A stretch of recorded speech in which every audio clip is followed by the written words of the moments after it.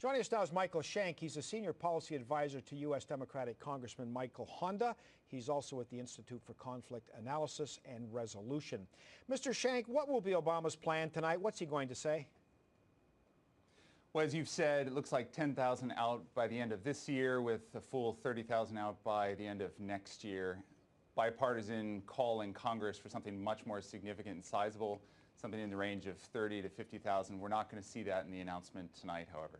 Yeah, it's interesting how many people have been jumping on him already over speculation about the announcement. Republicans saying that this is a nakedly political decision because it's not supported by the military leadership. And as you know, many Democrats are saying he's moving far too slowly. They want more U.S. troops out a lot quicker.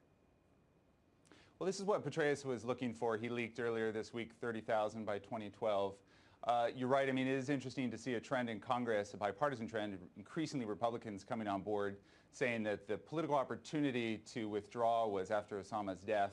But now the call for sizable and significant and swift is growing quickly in Congress, certainly in the House, to some extent in the Senate, and that is in the 30 to 50,000 range.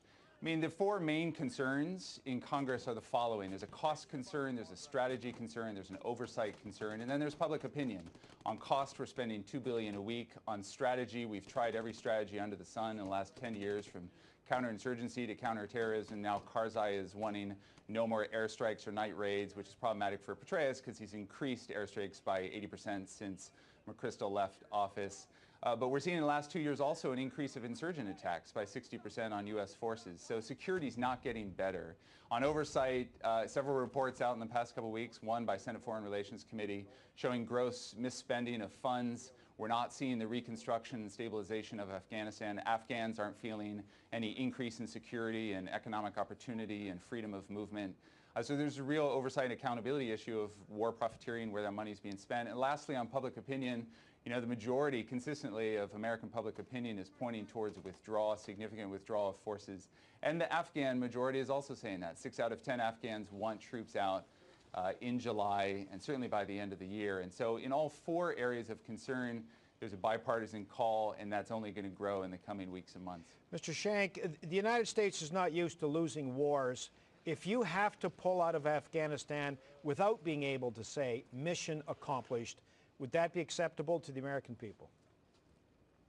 Well, I think we're going to have another opportunity around political reconciliation. There is a lot of work to disarm, demobilize, and reintegrate insurgents and the Taliban. I think we should continue supporting that process. I think there was a moment after Osama's death to kind of claim victory, say mission accomplished, and come home.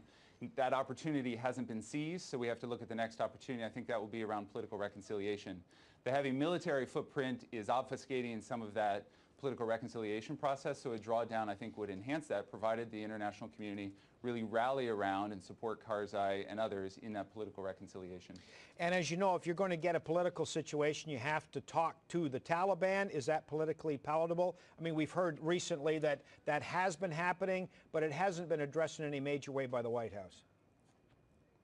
Right. Rumors out that it's happening. I think even the Pentagon has admitted to some talks, and they're done often in third-party venues, shuttle diplomacy. I think it has to happen. I think increasingly, again, there's bipartisan willingness to explore that. I think members of Congress are kind of at wit's end at this point, willing to explore anything. I think it has to be factored in, and I think increasingly will become politically palatable for members of Congress and the White House to get behind a more overt and explicit political reconciliation process. Well, of course, as Yitzhak Rabin said rather famously, you don't make peace with your friends, you make peace with your enemies.